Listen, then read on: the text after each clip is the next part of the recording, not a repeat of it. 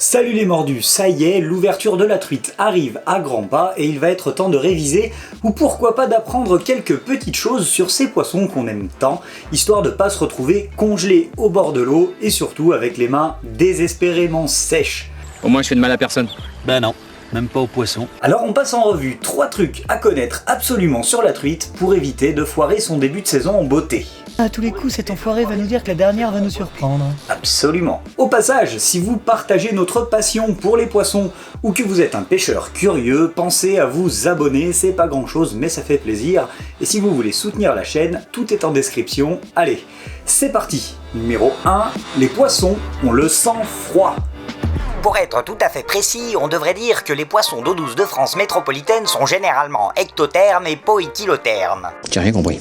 On va déjà essayer de faire simple. Quand on dit qu'un animal est à sang froid, ça peut vouloir dire plusieurs choses. Qu'il est ectotherme, déjà, et ça veut dire que son corps ne produit pas ou peu de chaleur, sa température corporelle dépend donc directement de celle du milieu dans lequel il évolue. Si c'est ça encore, ça va. Et chez les ectothermes, on distingue essentiellement 2 types. Les homéothermes qui vivent dans des milieux où la température est constante et du coup, ils s'en foutent. Et les poikilothermes qui sont confrontés à des changements de température bien vénères. Du style ma rivière à truite qui fait rêver à l'ouverture avec ses 6 degrés, mais qui mange un étiage fin mai avec de l'eau à 22 et qui cuit les truites au courbouillon. Bref, le gag avec les poikilothermes, c'est que leur métabolisme dépend complètement de la température du milieu. Puis d'être sensible. Froid, ouais. Hyper. En somme, s'il fait froid, ils ont peu d'énergie, ils mettent longtemps à digérer et consomment lentement leurs réserves de graisse en attendant que ça passe. Si la température remonte, en revanche, ils sont beaucoup plus actifs et vont chercher immédiatement à reconstituer leurs réserves en s'alimentant et du coup, ça tombe bien puisqu'ils digèrent aussi plus vite. Normalement, à ce stade, vous comprenez bien que le dérèglement climatique risque d'être un sacré problème pour les poissons. Je dis ça, je dis rien. Bon, mais concrètement, à la pêche, ça veut dire quoi? Ça veut dire que les poissons mangent peu et ont peu d'énergie en début de saison. Mais du coup, quand ils mangent, parce qu'ils mangent, il faut que ce soit efficace. Efficace sur le plan énergétique, j'entends. C'est-à-dire que le poisson est lent, affaibli et va chercher à investir le moins possible d'énergie pour ne pas trop puiser dans ses réserves, pour emmagasiner autant d'énergie que possible sous forme de bouffe. Grossièrement, boulotter 1 ou 2 grosses proies faciles le lundi, histoire d'être tranquille pour la semaine. Vous avez sans doute saisi les mots-clés lent et grosse proie. Il faut que la bouchée vaille le coup, soit facile à prendre et ne demande pas aux poissons de se déplacer. Donc on va les chercher dans les caches, les bordures, dans les calmes où elles n'ont que peu d'efforts à fournir pour se maintenir en poste, et parfois certaines lisses si le soleil est de la partie. Et ça veut dire leurre souple qui gratte les abords des caches, grosse nymphe qui rase le fond, gros ver ou grosse larve bien plombée aux appâts. Numéro 2, les rempoissonnements stressent les poissons résidents et les poissons ont le sang froid. C'est un phénomène qui est assez connu. Quand on déverse des truites sur un secteur, les poissons sauvages, ou plutôt les résidents, ont tendance à fermer la gueule. Moi la dispute ça me coupe l'appétit. Je sais pas si ça a été véritablement démontré avec une démarche scientifique, mais ça pourrait s'expliquer de manière assez logique. Un rempoissonnement, c'est un bouleversement pour le milieu et les espèces qui y vivent. On augmente soudainement la concentration de poissons prédateurs avec des individus bien nourris qui se montreront donc assez concurrentiels. Les truites qui ont passé l'hiver dans la rivière, elles, sont un peu moins en forme sur le plan métabolisme, réserve de graisse, tout ça. Donc elles ont souvent tendance à faire profil bas, à tenir leur cache et à rester discrètes le temps que ça se tasse. N'empêche qu'ils sont prêts à tout foutre en l'air, les touristes, pendant que vous restez planqués là. On se planque pas, on élabore. Du coup, dans les secteurs rempoissonnés, il faut pas hésiter à adapter sa pêche pour cibler les poissons fraîchement introduits. Après tout, ils ont été mis là pour ça. Pause ce flingue tout de suite. On rentrera pas dans le débat sur les rempoissonnements dans cette vidéo. Et pour adapter sa pêche, du coup, comment on fait? On l'a dit, les poissons de lâcher, en général, sont en assez bonne forme, même s'ils en ont pas forcément l'air. Et ils connaissent mal la rivière, les caches sont occupées et protégées farouchement par des résidentes, donc ils se retrouvent souvent dans des secteurs avec un peu plus de courant. Ils ont le réflexe de s'alimenter dès que possible, donc ils feront moins les difficiles.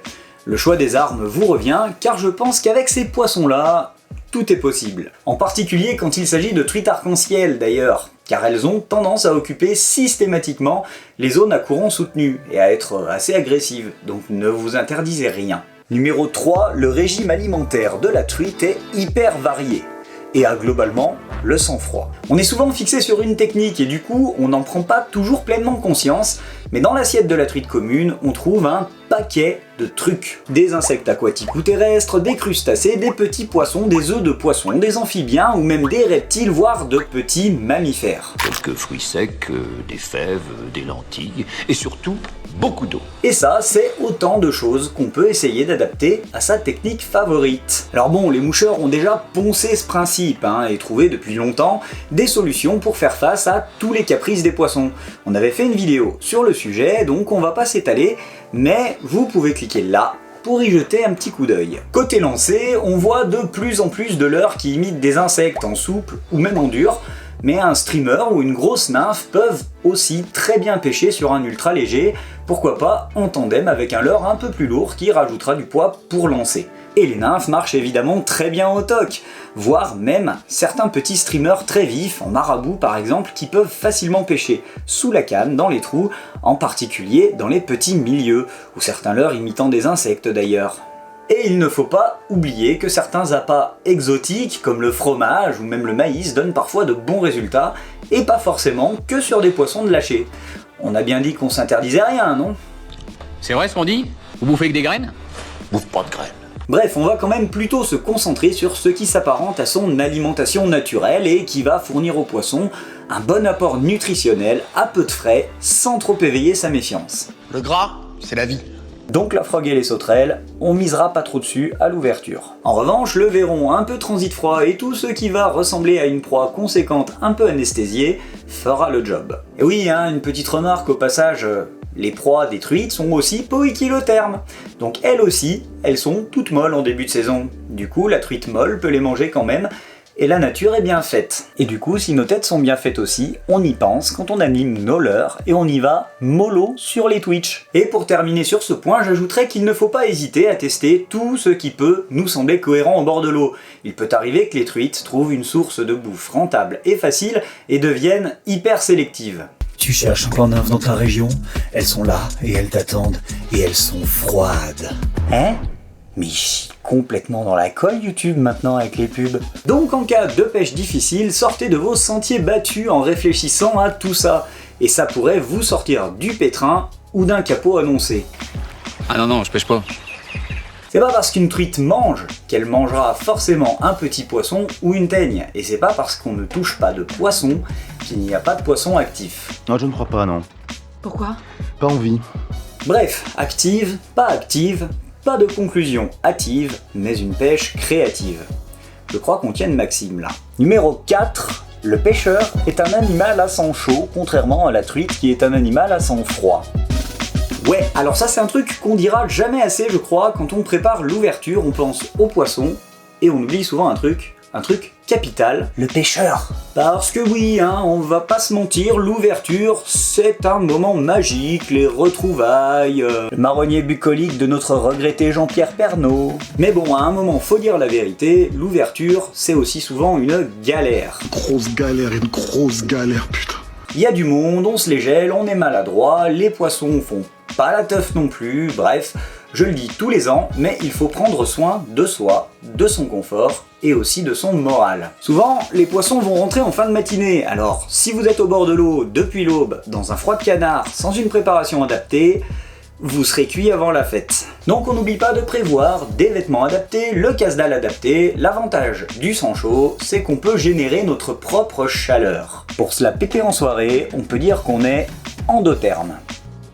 Je suis bien chaud là.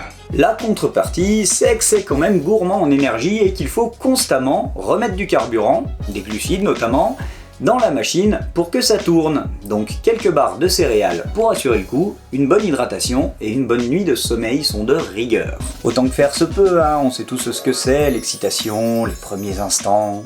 Voilà, vous aurez compris que cette vidéo était un peu une excuse pour vous parler de manière concrète du métabolisme des poissons, et vous rappelez la différence majeure avec les mammifères que nous sommes. Je connais cette théorie, oui. Le sang chaud et le sang froid ont chacun des avantages évolutifs, mais aussi des limitations. Si nous, on est capable de fonctionner à peu près pareil tout le temps, ça nécessite qu'on soit alimenté constamment en nutriments. Et aussi qu'on évite de trop perdre notre chaleur, parce que la machinerie biologique qui permet de nous maintenir en vie a aussi ses limites. Et si dans nos sociétés actuelles, ça peut sembler facile, dans la nature, ça l'est beaucoup moins. Mais pas d'inquiétude, si nous, on peut effectivement paraître un petit peu démunis face au froid, l'évolution a doté les animaux à sang chaud qui en avaient besoin de nombreuses solutions pour faire face à ces périodes difficiles.